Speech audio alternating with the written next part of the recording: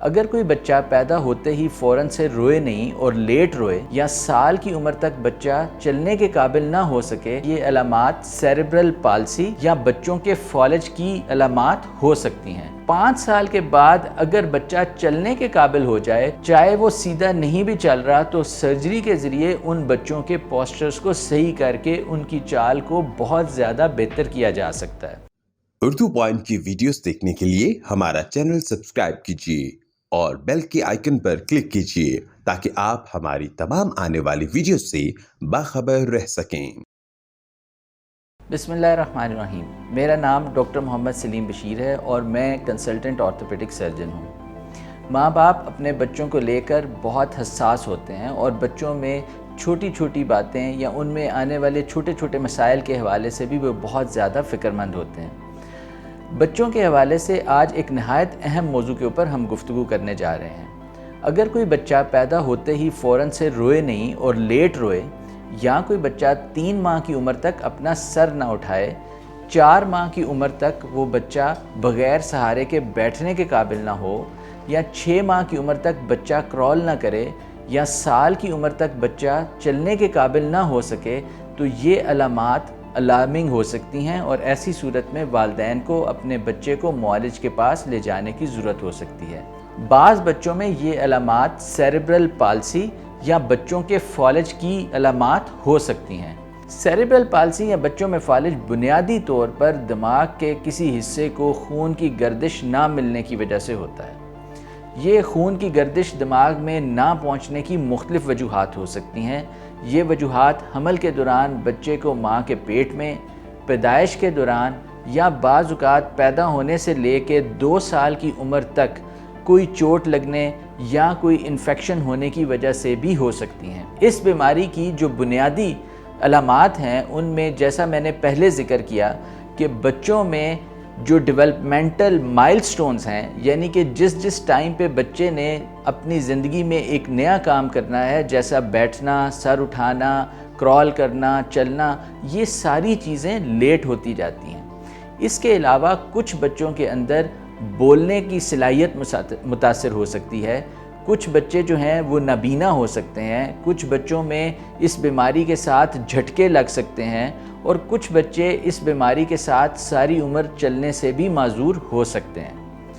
اس بیماری کے حوالے سے اگر بات کی جائے تو اس بیماری کی شدت کچھ بچوں میں تو اتنی معمولی ہوتی ہے کہ ماں باپ بھی اس بات کو باور ہی نہیں کرتے کہ بچے میں سرے سے کوئی بیماری موجود بھی ہے یا نہیں، اور بعض اوقات یہ بیماری اتنی شدید ہوتی ہے کہ بچہ ساری عمر ایک بیڈ کے اوپر ایک کپڑے کی طرح گزارنے پہ مجبور ہو جاتا ہے۔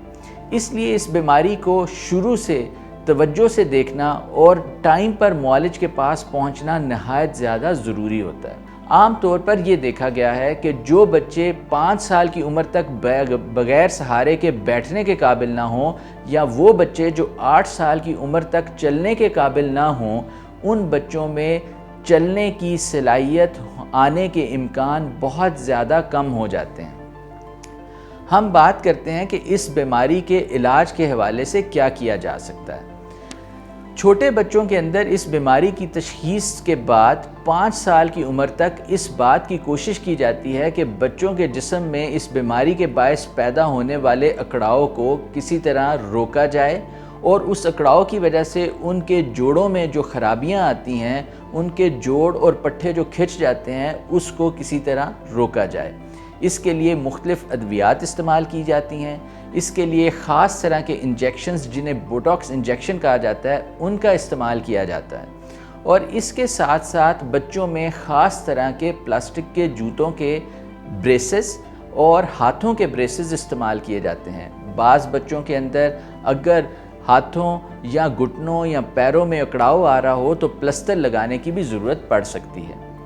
5 سال تک کی عمر تک بچوں کو اس طریقے سے مینج کیا جاتا ہے۔ اگر ان بچوں کا بروقت علاج کروایا جائے، ان کی باقاعدگی سے ورزشیں کروائی جائیں، اور ان بچوں کو جب بریسز کی ضرورت ہو تو بریسز لگائی جائیں، ایسی صورت میں اس توجہ کے نتیجے میں بچے کو میجر سرجری سے بچایا جا سکتا ہے۔ مگر اگر والدین اس حوالے سے توجہ نہ دیں، بچے کی بیماری کی بروقت تشخیص نہ ہو یا اگر یہ معاملہ اسی طرح بگڑتا رہے تو ایسی صورت میں بچے بہت عجیب و غریب پوسچرز کے ساتھ چلنے کی کوشش کرتے ہیں۔ اس خاص پوسچر کو کراؤچ گیٹ کہا جاتا ہے۔ اس ویڈیو میں آپ میرے ایک پیشنٹ کی ویڈیو دیکھیں گے کہ جس میں وہ ایک خاص طریقے سے چل رہا ہے جسے کراؤچ گیٹ کہتے ہیں۔ ہر سیریبرل پالسی کا بچہ اس کراؤچ گیٹ کے ساتھ نہیں چلتا۔ کچھ بچے ایک پاؤں کی ایڑی اٹھا کر چلنے لگتے ہیں، کچھ بچے اور مختلف طریقوں سے چلنے لگتے ہیں، مگر یہ کراؤچ گیٹ اکثر بچوں کے اندر دیکھنے میں سامنے آتی ہے۔ آپ اس ویڈیو میں دیکھ سکتے ہیں کہ جس طریقے سے بچہ چل رہا ہے، ایسی پوزیشن سے چلنا ایک عام آدمی کے لیے بھی ناممکن بات ہے۔ تو ان بچوں کے لیے ایسے چلنا بہت ہی زیادہ مشکل ہوتا ہے اور یہ زیادہ دیر چل نہیں پاتے۔ مگر 5 سال کے بعد اگر بچہ چلنے کے قابل ہو جائے، چاہے وہ سیدھا نہیں بھی چل رہا، تو سرجری کے ذریعے ان بچوں کے پوسچرز کو صحیح کر کے ان کی چال کو بہت زیادہ بہتر کیا جا سکتا ہے۔ یہ سرجریز ملٹیپل لیول پہ کی جاتی ہیں اور عام طور پہ ایک ہی سٹنگ میں یہ ساری سرجریز کر دی جاتی ہیں، جس کے نتیجے میں بچوں کے اندر کافی بہتری آ سکتی ہے۔ سرجری کے بعد بچوں کو 1 سال تک شدید فزیو تھراپی کی ضرورت ہوتی ہے اور سال میں ان کی چال میں کافی زیادہ بہتری آ جاتی ہے، جیسا کہ آپ اس ویڈیو میں آپریشن کے بعد اس بچے میں دیکھ رہے ہیں۔ زیادہ تر بچے ذہنی طور پر ٹھیک ہوتے ہیں۔ اس بات کو اپنے معالج کے ساتھ گفتگو کریں کہ آپ کے بچے کی کون سی صلاحیتیں ایسی ہیں کہ جن کو بروئے کار لا کر آپ اپنے بچے کو سوسائٹی میں ایک پروڈکٹیو فرد کے طور پر لا سکتے ہیں۔ ایسے بچوں کے لیے جو چل نہیں سکتے، خاص طرح کی موٹرائزڈ ویل چیئرز استعمال کی جا سکتی ہیں۔ ان کو کمپیوٹر اور آئی ٹی کی فیلڈ کے اندر آگے لے جایا جا سکتا ہے۔ سیریبرل پالسی کے کچھ پیشنٹس بہت اہم عہدوں اور اہم پوزیشنز پر کام کر رہے ہوتے ہیں۔ ناظرین، اس ساری گفتگو کے ساتھ ایک نہایت اہم چیز جو گفتگو کرنی بہت ضروری ہے وہ یہ ہے کہ جنرلی ان بچوں کو نیورو فزیشنز اور آرتھوپیڈک سرجنز دیکھ رہے ہوتے ہیں۔